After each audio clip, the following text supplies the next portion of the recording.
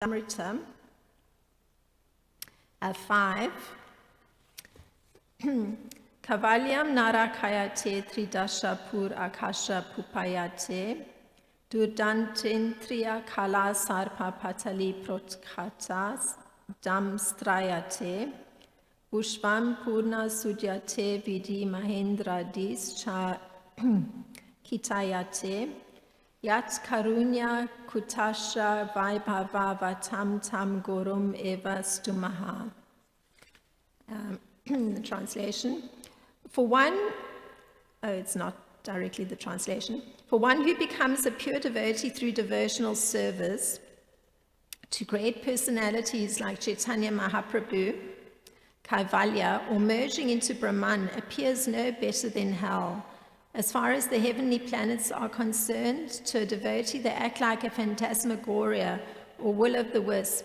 And as far as yogic perfection is concerned, a devotee does not care a fig for such perfection, since the purpose of yoga perfection is achieved automatically by the devotee.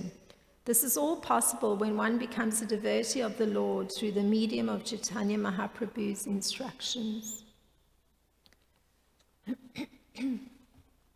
Om Jnana-timirandasya Gananjana Shlakaya Chakshurun Militam Yena Tasmai Shri Gurave Namaha. Namo Om Vishnu Padaya Krishna Prasthaya Bhutale Srimati Ramapada Swami Iti Namine. Namo Om Vishnu Padaya Krishna Prasthaya Bhutale Srimati Bhaktivedanta Swami Iti Namine. Namaste Saraswati Deve Gauravani Pracharine Nivishe Sunyavadi Paschatya Deshatarine. Jai Shri Krishna Chaitanya Prabhu Nityananda Shri Advaita Gadadhara Shivasadi Gaura Bhakta Vrinda. Hare Krishna Krishna Krishna Hare Hare Hare Rama Rama Rama Hare Hare. Panchakalpatarubhyascha kripa sindhubhya eva cha patitanam pavanebhyo vaishnebhyo namo namaha.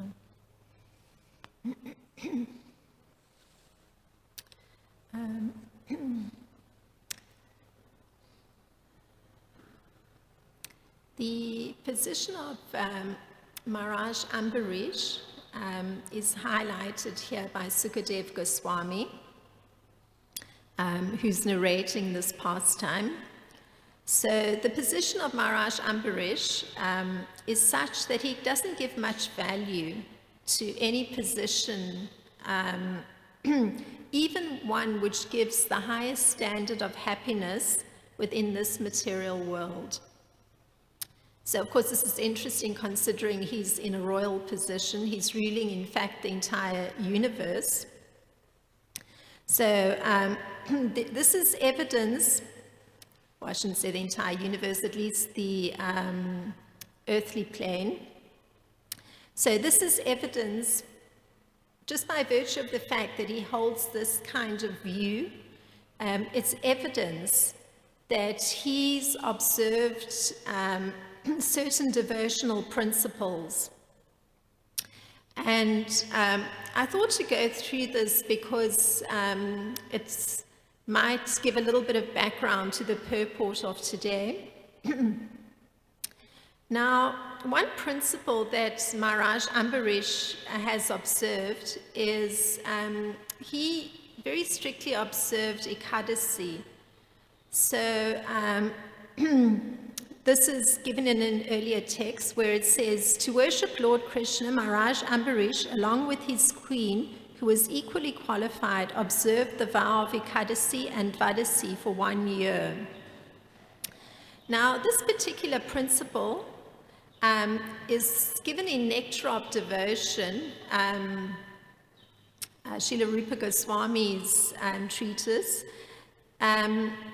And the statement in the Nectar of Devotion, this being one of the devotional principles, the following of Ekadasi, is that, and he's citing from a different text called the Brahmavaivarta Purana, which says that the observation of fasting on Ekadasi frees one from all kinds of reactions to sinful activities. And it also allows one to advance in pious life. So the following of this particular devotional principle allows for this kind of advancement in one's pious life, and it allows for the stopping of reaction to sinful activity by virtue of the fact that fasting is minimizing the needs of the body, and it's also allowing one, because of that, time to engage oneself in devotional service or in service to the Supreme Personality of Godhead. Now, there's further evidence for why Maharaj Ambarish held this position, that he didn't give much value to a very exalted material position in this world. And that is that he followed a second devotional principle. I mean, these are the things that have emerged through the narration of this pastime. He'd followed the devotional principle of retaining equilibrium in loss and gain. So that's a devotional principle. And in his particular case, a situation had arisen, and we had Durvasa Muni, a great mystic yogi, actually tell Maharaj Ambarish, Maharaj Ambarish, you've invited me to eat as a guest, but instead of feeding me, you yourself have eaten first. Because of your misbehavior, I shall show you something to punish you. So there's a particular injunction for following this principle that one should retain equilibrium if there's loss or gain. And that injunction is that one shouldn't be perturbed at all by anything that comes one's way, but should always think of Krishna within oneself. And indeed, Maharaj Ambarish showed exactly his adherence to that devotional principle, because when he was confronted by this particular statement and the resultant action from Durvasa Muni, which was the creation of a very fiery demon that was going to come and kill him, his response, Maharaj Ambarish's response, that he was always thinking of Krishna within himself. And it's actually narrated by Sukadev Goswami that he was saturated with transcendental happiness of rendering service to the Supreme Personality of Godhead. And he was uninterested even in the achievements of great mystics, for such achievements do not enhance the transcendental bliss felt by a devotee who always thinks of Krishna within himself. So that's within the core of his heart. So that was the narration of Sukadev Goswami for how Maharaj Ambarish had adhered to this particular principle of retaining equilibrium when there's some sort of loss or apparent loss coming his way. In his case, it was going to be the loss of his life. So, so this particular principle of retaining equilibrium was very clearly illustrated by Maharaj Ambarish, just by how he dealt with this blazing creature created by the mystic yogi Durvasa Muni. The king, upon seeing that demon, wasn't disturbed at all, and he didn't even move slightly from his position. So his whole attention was within Krishna in the core of his heart. So, continuing for why it is that Maharaj Ambarish was able to occupy this or hold this view that any material position was not of much value, he followed a third devotional principle, and that is that he was prepared to give up everything material for Krishna's satisfaction. So this devotional principle of giving up everything for Krishna's satisfaction has a particular consequence, and this consequence is given in Padma Purana, which again I'm drawing from Nectar of Devotion, Srila Rupa Goswami's treatise. So Srila Rupa Goswami is quoting from the different Puranas. And this is the Padma Purana is speaking on this devotional principle of giving up everything material for Krishna's satisfaction. For one who's given up his material sense enjoyment and has accepted the principle of devotional service, the opulence of Vaikuntha, the kingdom of God, is awaiting. So that's a statement of the consequence of following this principle. And in the case of Maharaj Ambarish, Sukadev Goswami narrates that in performing his prescribed duties as a king, Maharaj Ambarish always offered the results of his royal activities to the Supreme Personality of Godhead. He had the understanding that Krishna is the enjoyer, the Supreme Personality of Godhead is the enjoyer of everything, and that he's beyond the perception of the material senses. So it's very interesting because in the case of Maharaj Ambarish, this performance of his prescribed duties also meant duty in relation to all the citizens of the kingdom. And so great was his adherence to this principle of performing or giving the results of all his activities to the Supreme Personality of Godhead that he had all the citizens also accepting this principle of devotional service. So they were prepared to accept that principle of putting aside material and sense enjoyment, and because they were accustomed to hearing and chanting about the glorious activities of the Supreme Personality of Godhead. And there's the same consequence that's given regarding the citizens of Maharaj Ambarish's kingdom following this devotional principle of giving everything, or putting aside material sense enjoyment in favor of doing everything for the satisfaction of Krishna. And that is that due to their chanting and hearing about the glories of Lord Krishna, this is the statement made about them: they never aspired to be elevated to the heavenly planets. So naturally, this is very interesting because generally the opposite is true. In a person's inhabiting this material world, generally want to be elevated to the heavenly planets.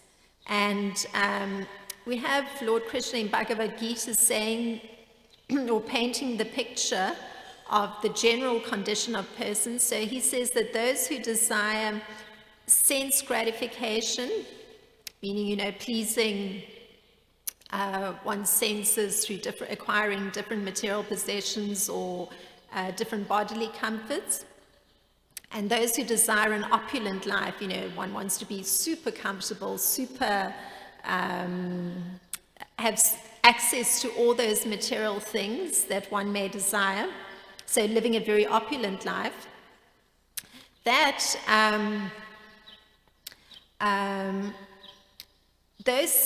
that category of persons, which is the general norm in the material world,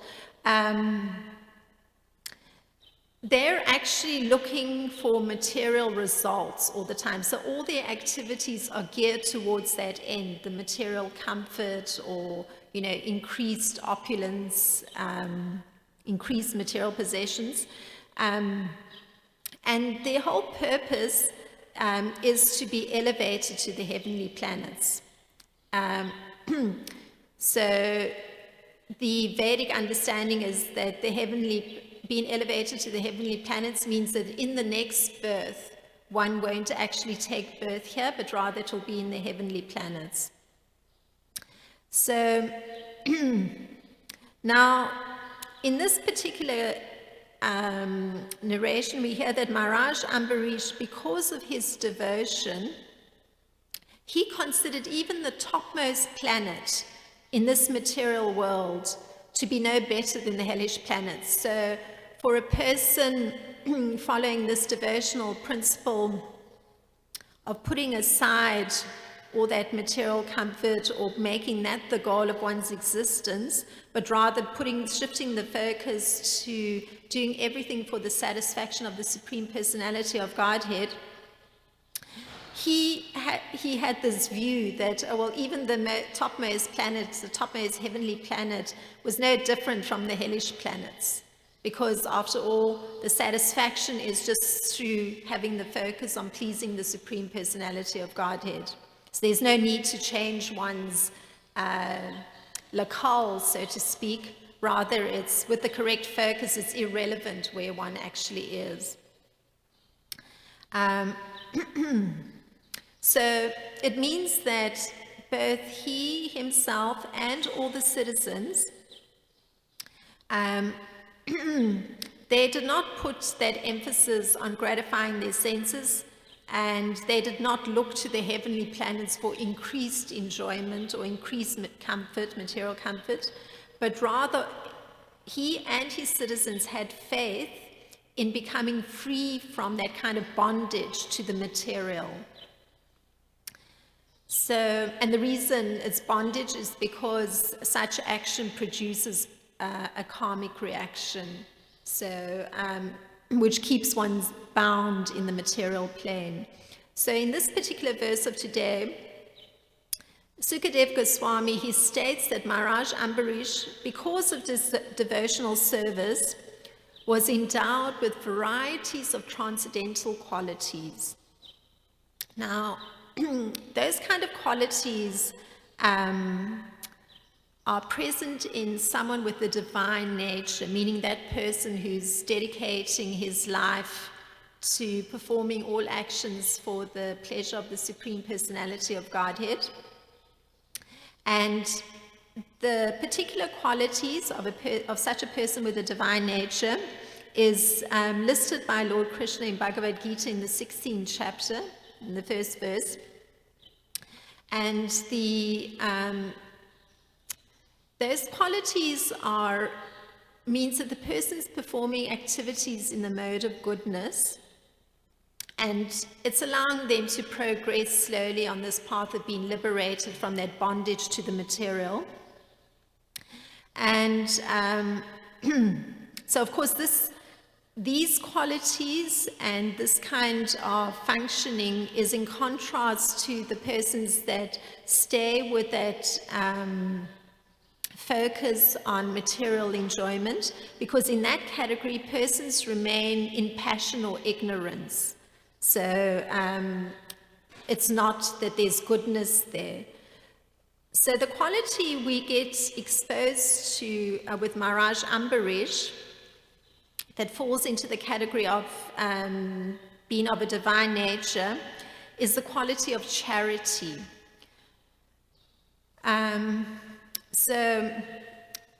And this is also bound to connected to another quality that he has, which is the willingness to perform sacrifice. So Maharaj Ambarish, his charity, so to speak, was encouraging Krishna consciousness, or that helping persons to keep their focus on performing all activities for the pleasure of the Supreme Personality of Godhead. And so in his case, he actually used to perform very extraordinary sacrifices using all the wealth of the kingdom. And there's mentioned by Srila Sukadeva Goswami that in particular he used to perform the Ashvamedha Yagya to please Lord Krishna. So this is a particularly opulent kind of sacrifice to perform, and it also requires special brahmanas or priests that know how to perform such a ritualistic sacrifice. And this particular sacrifice, or this kind of sacrifice, it maintains the production of food grains. This means that the citizens then will always have ample supply of food grains, so there's never starvation or hunger in the kingdom. And so Maharaj Ambarish, in performing his duty and functioning with this divine nature, showed this particular quality of that willingness to perform sacrifice and giving in charity, because naturally the brahmanas, in the performance of such a ritualistic sacrifice, receive charity, because this is the proper giving of charity. And there's a nice description of one such sacrifice that he performs, or had performed. It says, the members of the assembly and the priests, and then it lists some of the priests, Ahota, Udgata, Brahma, and Hadharya, were gorgeously dressed, and they all looked exactly like demigods. They all eagerly saw to the proper performance of the yagya, or yagya is the sacrifice. Now there's a third transcendental quality that Maharaj Ambarish had, and that is of having his senses very controlled. So this is, again, a quality of somebody with a divine nature. And usually sense control is necessary for persons in a householder position, which was Maharaj Ambarish. He had a queen. And we get some evidence of this because it says that his equally qualified wife and he observed the vow of Ekadasi and Dwadasi for 1 year. So it means for 1 year, actually, one can observe Ekadasi in different ways. Like there's a simple way of merely abstaining from taking grains and just having fruits and vegetables. But in Maharaj Ambarish's case, he maintained his vow of observing Ekadasi for a full year by only subsisting on water. And so, of course, this is a means, again, to advancing Krishna consciousness, or in keeping one's focus on performing one's activities for the pleasure of the Supreme Personality of Godhead. So this particular verse of today is stating that Maharaj Ambarish executed devotional service perfectly because of his being completely aware of Brahman, Paramatma, and the Supreme Personality of Godhead. Now, there's a reason for such awareness, and that's given by Srila Prabhupada. A devotee of Lord Krishna, or Vasudeva, knows everything because included in Vasudeva, meaning Lord Krishna, is Paramatma and Brahman. So the Nectar of Devotion explains this, that a devotee that's seriously attached to devotional service of the Lord has his mind constantly meditating upon the lotus feet of the Lord. And in Maharaj Ambarish's case, we see that not only was he constantly meditating on the lotus feet of the Lord, but his words were used in describing the glories of the Lord, his hands were used in cleansing the temple of the Lord, and his ears in hearing words spoken about Krishna or by Krishna. He engaged his eyes in seeing the deity of the Lord, and also in seeing Krishna's temples and Krishna's places like Vrindavan and Mathura. He engaged his sense of smell in smelling the fragrance of the tulsi offered to the Lord, and he engaged his tongue in tasting the Lord's prasad, meaning the foodstuff that's offered to the Supreme Personality of Godhead. He engaged his legs in walking to the holy places and temples of the Lord, and his head in bowing down before the Lord. And all his desires were engaged in serving the Lord 24 hours a day. So this is the position of Maharaj Ambarish, being completely fixed in his meditation on the lotus feet of the Supreme Personality of Godhead. And there's a similar personality, Maharaj Prithu, that's Nectar of Devotion quotes that he was the seeing the Supreme Personality of Godhead as the master of liberation, So meaning liberation from this bondage to material things. And Maharaj Prithu wanted a benediction, and not wanting a benediction. He gives the reason why he preferred performing devotional service to any other activity, and this is Maharaj Prithu, so another great king and personality. And this is his statement. So we just had I described something of the meditation of Maharaj Ambarish on the lotus feet of the Supreme Personality of Godhead. And this is Prithu Maharaj and something of how he's understanding devotional service. He says, I do not wish to have the benediction of merging into your existence, a benediction in which there is no existence of the nectarian beverage of your lotus feet. I want the benediction to have at least 1 million ears, for thus I may be able to hear about the glories of your lotus feet from the mouths of pure devotees.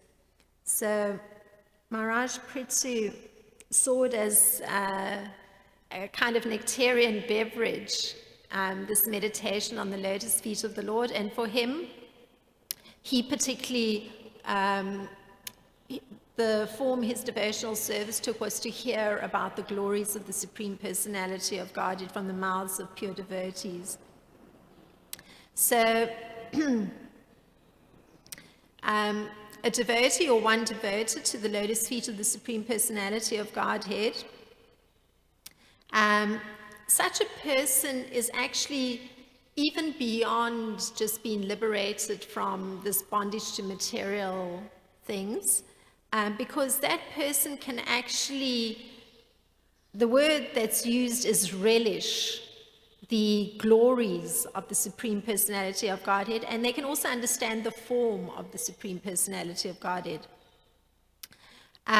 So the process that's used by two great personalities like Maharaj Ambarish and Maharaj Prithu is a process of giving up all material thoughts.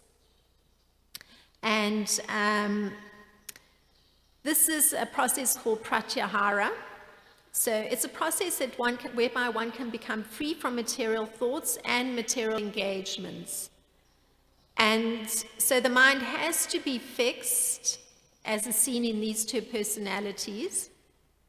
And this becomes possible by thinking of the Lord within. So the mind becomes fixed on the lotus feet of the Lord by the deity worship process of Maharaj Ambarish, because that's how he engaged himself. He worshipped his deity. Or it can be done by the process of chanting, as with Maharaj Prithu. So in each case, each of these personalities were in that position of samadhi, which means that their minds were completely fixed on the form of the Supreme Lord. So this kind of continued practice allowed for their minds to be completely absorbed in thought of the Lord. And so there's a statement from Bhagavad Gita that sort of clarifies this idea that if one knows the Supreme Lord, then automatically one knows the super soul, meaning the form of the Lord within the heart, or Brahman, meaning the sort of impersonal form of the Lord, so the Lord present in the universe. So this is the explanation from Bhagavad Gita. For one who has conquered the mind, the super soul is already reached, for he has attained tranquility. To such a man, happiness and distress, honor and dishonor, heat and cold are all the same. So this means that the mind being fixed on the superior nature, one is automatically following the dictate of the Supreme Lord present within the heart. So there doesn't have to be some separate endeavor to, by some mystic process, to try and access the Lord in the heart. So the Krishna conscious person, such as these two kings, and particularly Maharaj Ambarish in this context, they achieved that kind of transcendental position where they were completely, or he was completely unaffected by material existence because of his absorption in the Supreme Lord, and particularly the Supreme Lord within. So Srila Prabhupada, who's writing in the purport, the commentary, says that because the devotee knows Lord Krishna or Vasudeva, he knows everything within the creation of Vasudeva.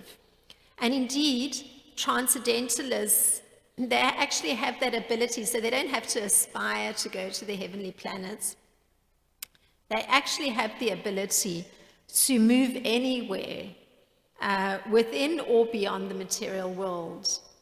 And so it means that within the material world, the transcendentalists can move in different planetary systems, such as Tapa and Satyaloka, so both the heavenly planets and the hellish planets. Or they can even move beyond the material realm in the Vaikuntha, the spiritual planets. So they can sort of function as unrestricted spacemen, so to speak. And we actually get this, we see this in the case of Narada Muni, and even Durvasa Muni, who was a great mystic. He actually had this ability, but the same ability is present in the persons who have their minds fixed on the Supreme Lord. They may not choose to exercise it. So by the strength of devotional service and austerities, these mystic powers and transcendental knowledge is automatically present. So there's some thoughts on this verse. I may have approached it in a little bit of a simplistic way, but this is how it emerged today. So if there's any thought or comment or some query that may help to enter a little bit more into the subject matter.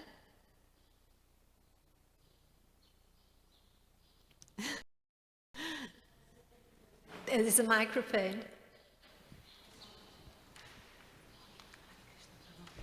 Thank you for the beautiful lecture and for realigning our minds with devotional service. I'm really blessed to come today, particularly. Thank you very much for kindly hearing. We're very happy that you attended Srimad Bhagavatam class.